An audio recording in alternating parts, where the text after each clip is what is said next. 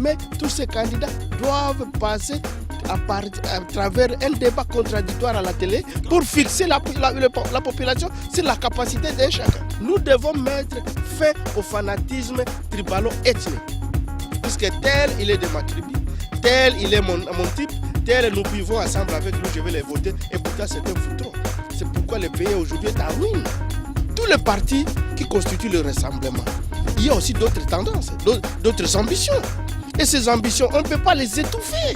Puisque Moïse s'est prévalu candidat avant que les autres ne se prononcent. On va le faire taire. Pourquoi pas chez nous? On ne doit pas avoir un débat contradictoire au niveau des provinces. Même au niveau des administrateurs des territoires. Puisqu'il peut être indépendant. Comment est-ce que vous saurez que ce monsieur est capable de gérer cette entité si lui-même n'expose pas ses idées?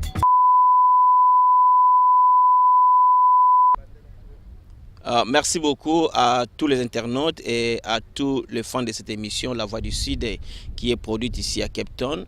Et à la présentation de cette émission, vous avez toujours votre bien-aimé, votre confrère Moïse Kalou. Et aujourd'hui, je reçois un fils du pays. Son nom, c'est Bouleloa Mukenge. Voilà. Lui, il n'est pas dans le parti politique. Il a toujours soutenu son peuple. Donc, nous voulons dire, il fait partie de la société civile. C'est ça, non? Oui, je suis de la société civile. Ok, merci beaucoup. Quand nous parlons de la société civile, là, on voit la défense du peuple. Comment? Oui, je défends toujours les intérêts de mon pays et de mon peuple. Et d'ailleurs, je suis le cofondateur de ce qu'on appelait à l'époque ici la conscience congolaise. Je suis le directeur exécutif de l'organisation des Congolais. Ici à Cape Town. Mon humble avis est que je suis tellement ému par le fait que les conclaves du Cheval a pu unir notre peuple comme ça s'était passé avant l'indépendance. Tous les Congolais se sont retrouvés, quelle que soit leur tendance politique, ils ont mis d'abord l'intérêt de la nation. Mais on doit toujours laisser au peuple congolais le pouvoir, comme étant que souverain primaire, de décider sur le futur président de la République et la candidature du président. On peut avoir combien de candidats? On peut avoir 10 candidats, tout à fait d'accord. Mais tous ces candidats doivent passer à travers un débat contradictoire à la télé pour fixer la population sur la capacité d'un chacun. Messieurs les journalistes, pour votre rappel, je vais vous rappeler une chose. Les deux soi-disant élections qui se sont déroulées en 2006, il n'y a pas eu de débat contradictoire au Congo. Il faut nécessairement avoir un débat contradictoire pour que les candidats puissent prouver leur capacité intellectuelle de gérer un État comme le Congo. On ne peut pas tout simplement s'improviser être candidat président de la République et on devient président de la République sans qu'on sache vos atouts, vos capacités. C'est ce que nous avons connu. Je pense que c'est l'un des principes démocratiques.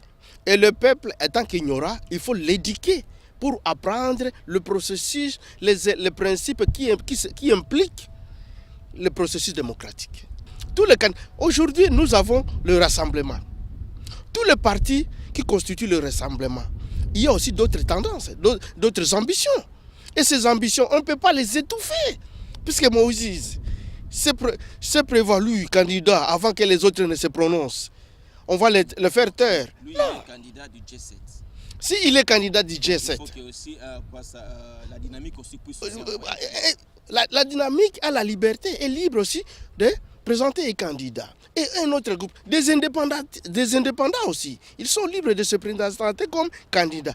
Alors, pour départager ces gens, il faudra que ces gens puissent démontrer leur capacité devant les souverains primaires. Qui est le souverain primaire? C'est le peuple congolais. Et là, maintenant, le peuple congolais saura, parmi tel et tel, moi, j'opterai sur tel. Pour telle raison. Et celui-ci dirait, moi, j'opterai pour telle raison. Puisqu'ils ont prouvé leur capacité. À tous les niveaux, même c'est les candidats gouverneurs, ils doivent être soumis au débat contradictoire au niveau de l'Assemblée nationale, au niveau de leur province. Je vais vous dire une chose. Je suis activiste politique. Je suis un homme de principe. Et je suis la politique de mon pays de plus près. Le principe démocratique sous lequel les élections doivent être transparentes n'ont jamais été appliquées au Congo. Vous êtes sûr? Je vous dis, ça c'est mon point de vue. Moi, c'est Boulelo Mukenge Léon. Je ne cure de personne. Et je suis prêt et capable de le démontrer. Comment voulez-vous qu'un gouverneur soit toujours nommé par le parti au pouvoir? De deux, depuis 2006, il n'y a jamais eu élection de gouverneur. On n'a jamais organisé. Non, ils sont nommés par ordonnance présidentielle. Et ça, ce n'est pas un principe. Ça, ce n'est plus la démocratie. On est nommé dans le principe démocratique. Nous sommes en Afrique du Sud d'ici. Hier, c'était les élections locales. Vous avez vous-même suivi lors des émissions. Même les candidats maires de la ville, ils ont été soumis à des débats contradictoires. Pourquoi pas chez nous au Congo, on ne doit pas avoir un débat contradictoire au niveau des provinces, même au niveau des administrateurs des territoires, puisque il peut être indépendant. Comment est-ce que vous saurez que ce monsieur est capable de gérer cette entité si lui-même ne s'expose pas, n'expose pas ses idées? Il faut toujours qu'il y ait des débats contradictoires entre les candidats. Comme ça, le peuple n'aura pas à voter aveuglément derrière quelqu'un. Non. Puisque nous devons mettre fin au fanatisme tribalo-ethnique. Puisque tel, il est de ma tribu, tel, il est mon type, tel, nous vivons ensemble avec lui, je vais les voter. Et pourtant, c'est un foutron. C'est pourquoi le pays aujourd'hui est en ruine. Et j'appelle mes frères congolais de respecter ces rassemblements et de les soutenir. Et en plus, comme ces rassemblements est sous le contrôle d'un conseil des sages, je répète, un conseil des sages, puisque un pays c'est comme une maison, c'est comme un village, sans sages, une maison ne peut pas être bien gérée. J'aimerais que les Congolais puissent institutionnaliser le conseil des sages pour que tous nos différends, nous Congolais, soient traités par le conseil des sages. Puisque aujourd'hui, le monde entier nous considère comme des voyous, des hommes incapables. Et pourtant, nous avons de l'expertise dans tous les domaines. Alors, comme nous avons aujourd'hui ce conseil des sages, quels que soient les différends dans nos partis politiques, quels que soient les problèmes, les problèmes congolais doivent toujours être traités par les Congolais. Ok, merci beaucoup. Nous aurons le temps de prendre notre frère Boulela Wamukenga. Voilà, Mukenge sous le plateau, ça serait vraiment, je sais, il y a des gens qui sont tentés de soutenir Moïse Katumbi, ils sont ici aussi. Il y a des gens qui soutiennent Etienne Tshisekedi, ils sont ici, mais tout le monde, ils sont dans les rassemblements populaires. Donc nous voulons un débat contradictoire qui va commencer ici à partir de l'Afrique du Sud, précisément à Cape Town.